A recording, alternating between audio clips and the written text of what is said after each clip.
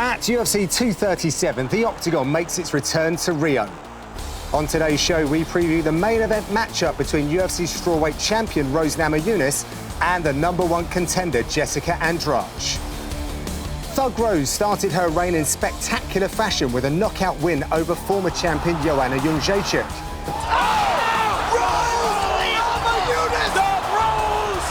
A decisive win in the rematch cemented her status as the new strawweight queen.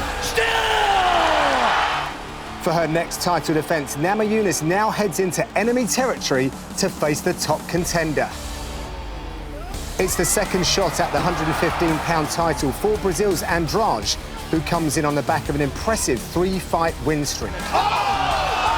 Undoubtedly the division's most powerful threat, Andrade now carries the hopes of a nation as she fights in front of her passionate home fans in a bid to dethrone Namajunas and finally claim UFC gold.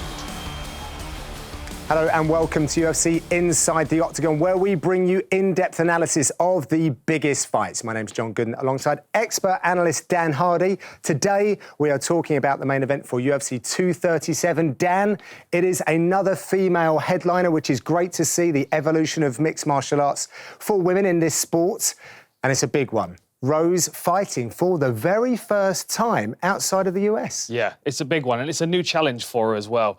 Andrade brings so many different challenges to the table that I'm excited to see what someone like Rose can do with that, because she's got a lot of skill sets that can work very well in this fight, but the X factor for Andrade is that power that she brings, and that's terrifying for anybody in this division. Nice for Rose not to have to think about Joanna Jędrzejczyk as well, but someone who also fought Joanna is, of course, Andrade. Yeah. She gets a second crack at gold. Yeah, well, that's going to be really useful for Rose, because obviously she knows Joanna so well. She will have definitely watched that fight a few times with Jessica Andrade and Joanna. So she's got a good gauge of how she did against Joanna compared to how Joanna worked against Andrade. And I think there are a lot of things that can be learned from Joanna's performance against Andrade, which I'm going to talk about in the playlists in a moment. But I'm kind of wondering whether Rose has to learn those harsh lessons on her own in the first round, or whether she can watch Joanna's first round and go, OK, maybe I can do this a bit smarter than she did in the first. OK, all right. Well, let's size them up, shall we? Facts and the stats, the champion and the challenger.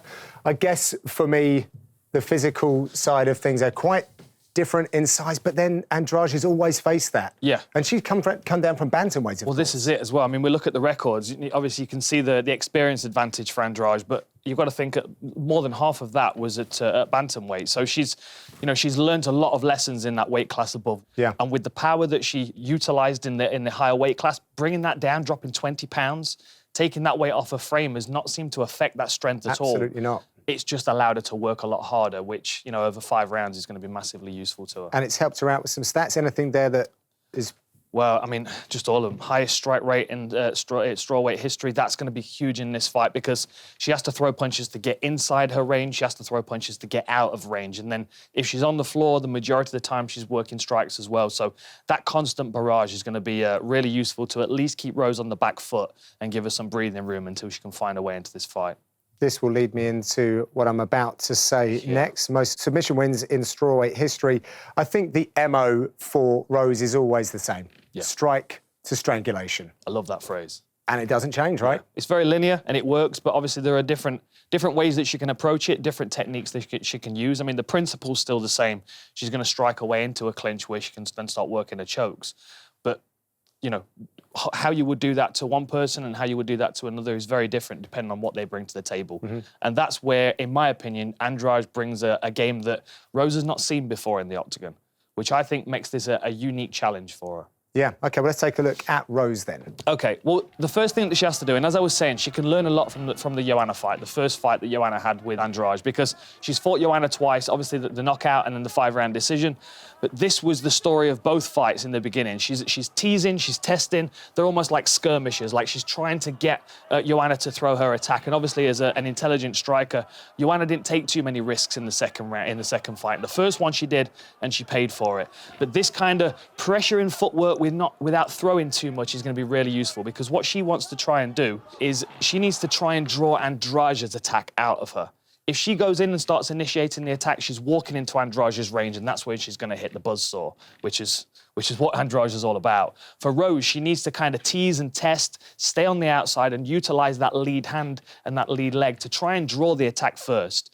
And the punch that we've seen her use very well against Joanna is that check left hook. Yeah. She used it very well moving backwards and moving forward when she's being aggressive. So I would say that's probably her first line of attack in this fight. Okay. It always seems to me like Rose tries to beat people at their own game, and she did that against Jędrzejczyk Worked very for John well. Jones, though, right? Yeah, yes, exactly. All right, well, Andrade then. So watched her career, obviously, as a bantamweight through to strawweight. She's so very powerful. And, you know, she comes in hard and fast, you know, swinging, but it's not indiscriminate the way that she does that. She really does apply that power very well, and it doesn't seem to matter what weight class. As you've said earlier, coming down to strawweight, she's just those percentage terms of power even more evident. Absolutely. And I think that what it's allowed her to do is as well, there are lessons that can be learned from her time at bantamweight, not only technically, but as far as a maturity, as a fight IQ thing goes. Because when she was at bantamweight and she was fighting like a buzzsaw and she's just running at people, throwing a barrage of power, that's going to gas her out much quicker. Now she's dropped 20 pounds. She's already learnt that lesson that she doesn't want to work recklessly. So she's become very efficient at it, and she's now started to kind of pick her moments and realises that there's a certain range in which her opponents need to come into before she can put a foot on the gas. And you can see in the Joanna fight, Joanna's comfortably staying on the outside, picking her off with long shots, inside low kicks, jabs, and those kind of things. But as Joanna does, she gets a little bit impatient. She gets drawn into a fight, and she drops this right hand to the body. And that was all Andrade needed to know that she was in punching range. We're going to see the aerial shot in a second. Right, let me just show you the difference in range here.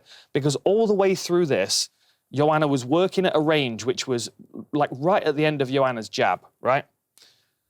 So she's got a good distance away from Andrade at the moment. Which is exactly where she wants to be, to underline that point. Exactly where she wants to be, for sure. Because here she can snap the jab, she can snap the inside low kick, she can frustrate Andrade and maintain that distance between them, which is what Rose needs to do.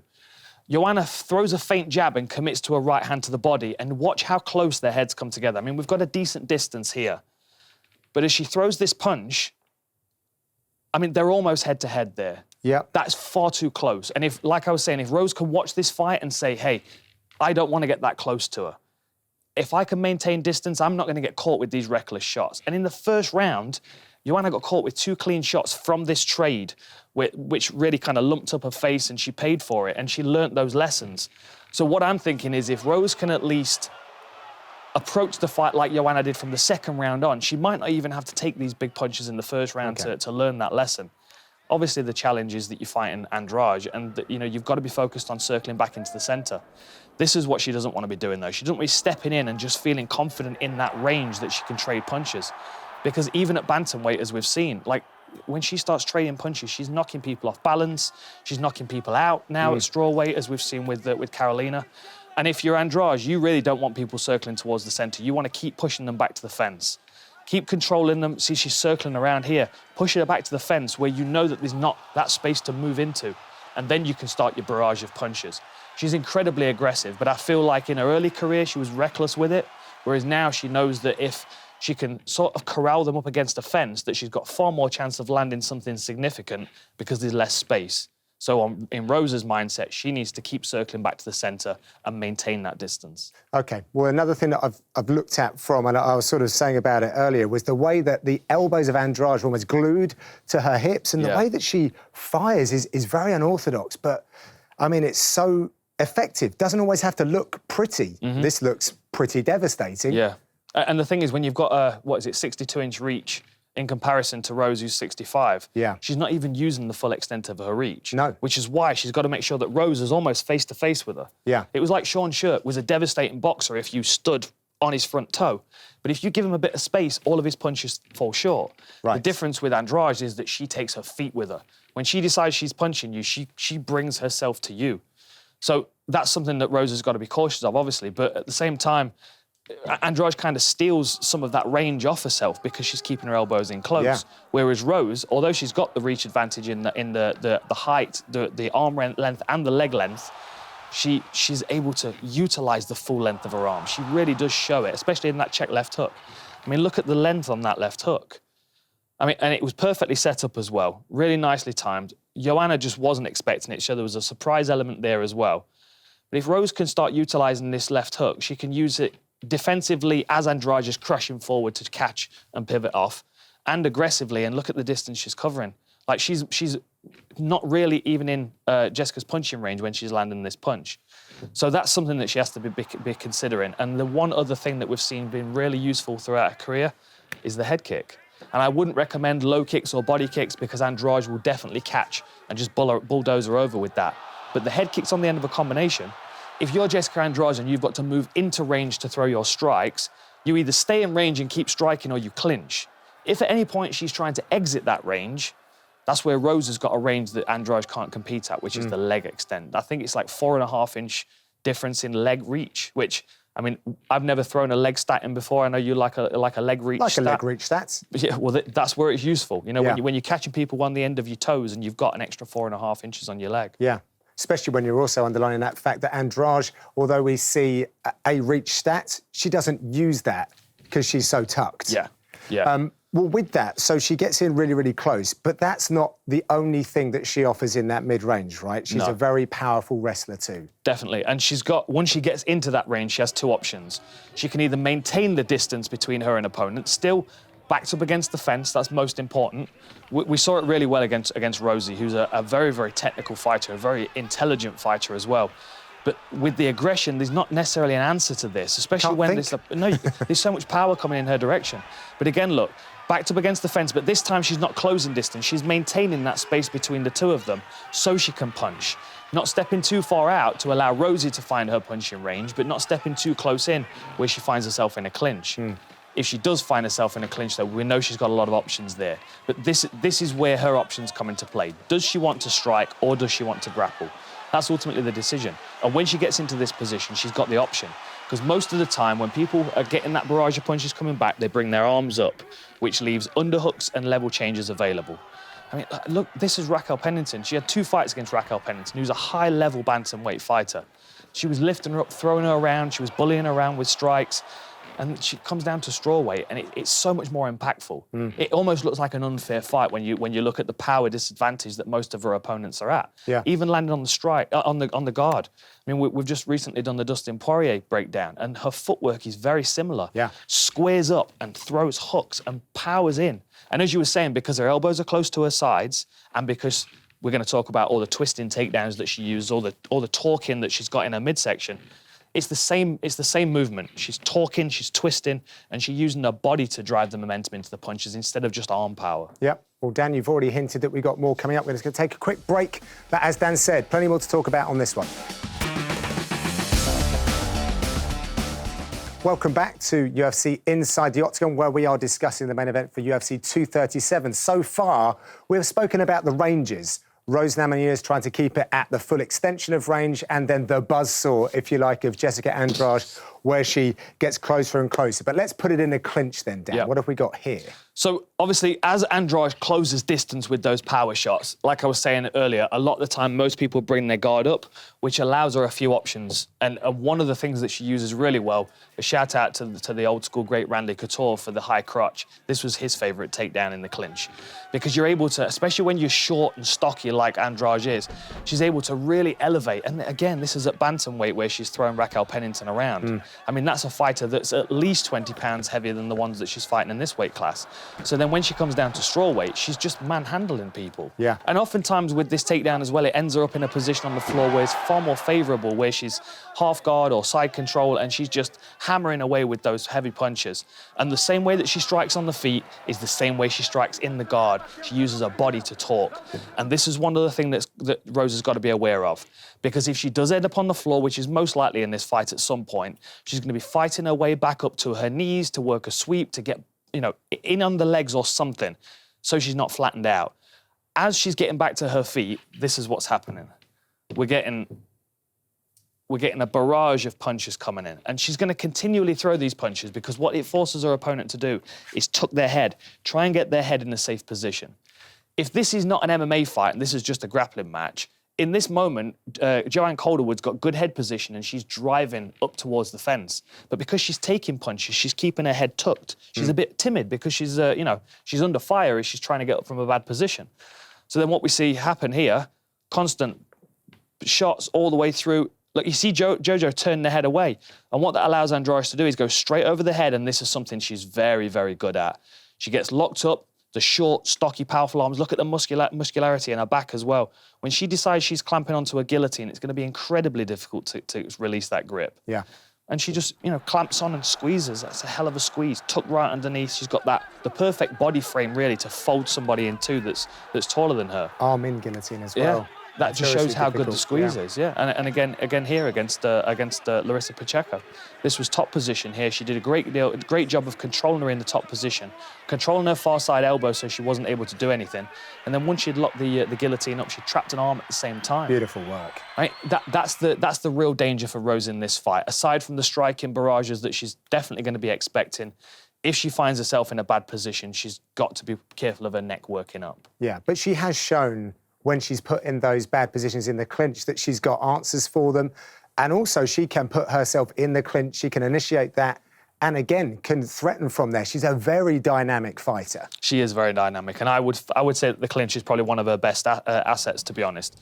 That it is worth noting, though, that there are some things that Rose does really well against other people that I just wouldn't even bother tangling with against Andrade. Right. Like working in this range against Andrade, although Rose has got a good knowledge of it, and we've seen her utilise it with really good effect here. We've got the old the Dagestani handcuff on the back wrist there. Yeah. We've seen her utilise these ranges very well, but against Andrade, I just feel like she's at a physical deficit. I don't think there's a value to it because it's going to wear her out. It's going to put her in vulnerable positions. Rose's best attacks, if she does want to flip the script and take Jessica down, that's the takedown to use. Yeah, from the outside, utilising that footwork and that movement, feinting, getting her to draw in because we know Jessica plants heavy on that lead leg. When she plants heavy on that lead leg, Rose is coming over the top with the right hand and then she's reaping on the outside and just collapses them down onto the floor. And I feel very much like she'd be able to catch Jessica by surprise with that technique, especially if, a round or two's gone by and she's already showing other hands, working the kicks and forcing Jessica to start chasing out of frustration. That overhand right to outside reap is absolute gold. And it bypasses the need to clinch with her at all. I wouldn't like to clinch with Jessica. She looks incredibly strong. Yeah. And I just feel like it's an unnecessary gamble that Rose doesn't need to take when she's got other options. I genuinely think that Rose Namajunas, I've said this before, is the best mixed martial artist in that division. Yep. She changed stuff together so very well that, as you say, she eliminates other bits, but the speed in which she can go through the different ranges is excellent. But, yes, as you were saying, things get kind of dicey when you get in that 50-50 position with Jessica Andrade, for sure. Yeah, they do. She's just so powerful. She's so strong. And she's got this seemingly natural instinct to clamp up in judo positions and use her stature, her height, and the torque in her midsection to bring people to the floor. Yeah. A lot of the time she's underhook, she's overhook, it's the old bus driver steering wheel thing. You're pulling down on the overhook, you're going up with the underhook, and then because she's so short, she's able to look how low her hip was. And it's a good thing I've stopped it on this one, actually, because one thing that she's going to be up against in this fight is the flexibility of Rose. And Sarah Moras was incredibly flexible in this moment. I don't know how she managed to get her leg in position to get a guard back, but even so, the point still stands. What you've got here, obviously, you've got the underhook on this. Let me draw some stuff on here. So you've got the underhook on this side here. That's one point of control. She's also pulling down on the arm on the far side. Now, her next thing to do is to bring this hip right in to meet the belt line of Sarah Moras. At the same time as pulling down on the arm and going up with the underhook, she's driving the hip in, and then she's just lifting her over her hip. And because she's short, she's quite squat in her build, it's easy leverage for her. It's very easy leverage for her. Watch this. She's going to drop her weight, hip comes in. Look how low she is there. I mean, great technique. It's really nice technique, and she's almost at the thigh. It's an almost undeniable technique when they're that short and powerful. But just let's have a quick look at this leg that comes in here. I don't know how Sarah Moras manages to do this. Here's her foot. Yeah. That's something thrown into the fence as well. Amazing. That's something that she has to watch out for with Rose, though, because Rose does have excellent flexibility, and that for me is the trade-off. With Jessica being so powerful in this position, and like you say, she keeps her elbows close to her sides when she's punching. She does the same thing with all this. Everything is tight torquing movements, twisting movements, no matter what she's doing. The disadvantage of that is that you're going to give some flexibility if you're that kind of fighter. Rose doesn't necessarily have that physicality, that strength in that range, but with the added flexibility, it gives us some really interesting options. Yeah, well, let's take a look at that then, because Rose finds anchor points. She'll throw a leg around and seemingly, get in little De La Riva hooks and stuff. And when that happens, it could be an early night for Andrade. And most people don't expect it because they feel like they're in a good position. And this goes all the way back to Rose's early fights, like really early fights in Invicta. Look at this. She's in a headlock position here. Her opponent's trying to throw her over. The left far side hook goes in and then she climbs up. Yeah. And something that I would like to discuss as well about the way that Rose applies this rear naked choke. She often always goes palm to palm. It's very rare. Say Paige Van Zandt. There it is. That's the spot I want to see. You see how her elbow moves there? Yep. So she gets the arm in position. She's got the gable grip. Let me go the right side. So she's here. Instead of now trying to slide this arm underneath while controlling separately, she uses it like a ratchet type of thing. That's what Eddie Bravo used to call it, like ratchet it in. So you're driving the forearm underneath the chin, which is oftentimes why when she's got her opponents in a rear naked choke, you'll notice that their elbow point is forward, which means that it's a blood choke. It's going across the arteries on the side of the neck. That is partly down to the way that she applies the technique. She ratchets it in. She gets the elbow behind her elbow behind the shoulder, and then she goes to the finish. And she's also excellent at using her chin to lock in the whole position. I mean, this is a great example again. Angela Hill. Watch this. Always left hook again. Left hook goes in, clamps on, chin's down here. So she's locked this position in. She's already squeezing here. And now she ratchets it over and then she goes to the full rear naked choke. And everything's guarded. You can see Angela Hill's fighting to grab this. There's no hand available. There's nothing that can be peeled off to alleviate the choke for Angela Hill. And the other thing that you'll see with Rose is that she uses her whole body to clamp down. This, I think, is the best example of that. And this is a position where she didn't need to use the ratchet position. She held this, and you can see her whole body squeezing. Yeah, everything is fully tight. Compressive. Yeah. It's really nice. And then one more example, if we need one more. Up onto Michelle Waterson's back, straight in the rear naked choke. Now you can see that she's fighting this hand here. Let me just go back to that. You can see that Michelle Waterson's doing the right thing. She's fighting the hand. So as they come up here, she's already got a good position in. Michelle Waterson's looking, she's searching for a hand to peel off. Look, she's going for that top hand. Yeah. But because Rose has got it locked in so tight with her chin, it just buys her that second. And you've got to think the panic when you're searching for that hand, at the same time as you're struggling to breathe, and Rose is continually squeezing. And as we've discussed before, there are different ways of applying submissions. If you're attacking an armbar, you can crank that armbar on and just, really yank it like you're really trying to do damage to the limb like Ronda used to do. But when it comes to chokes, if you grab that choke and squeeze as hard as you can, you're probably going to burn your arms out before they tap. That slow squeeze that we always see Rose using that's the key to victory in this one, because Jessica's going to be incredibly tough and very durable in those positions. It's got to be a technical submission. And then the one other thing as well, the height advantage again. The leg reach advantage. Being able to bring that leg over and hook it in. If she had Jessica Andrade's legs, she probably wouldn't be able to get that hook across. That's a good point. It makes a big difference. The physicality in this fight makes it an interesting matchup for me. I think we're guaranteed an absolute mega battle between these two. Agreed. UFC 237. What a card it is from Rio. And we have got an Inside the Octagon extra, so look out for that. Keep the conversation going using the hashtag Inside the Octagon. Thank you very much for watching. We'll be back for the next pay-per-view. Until then.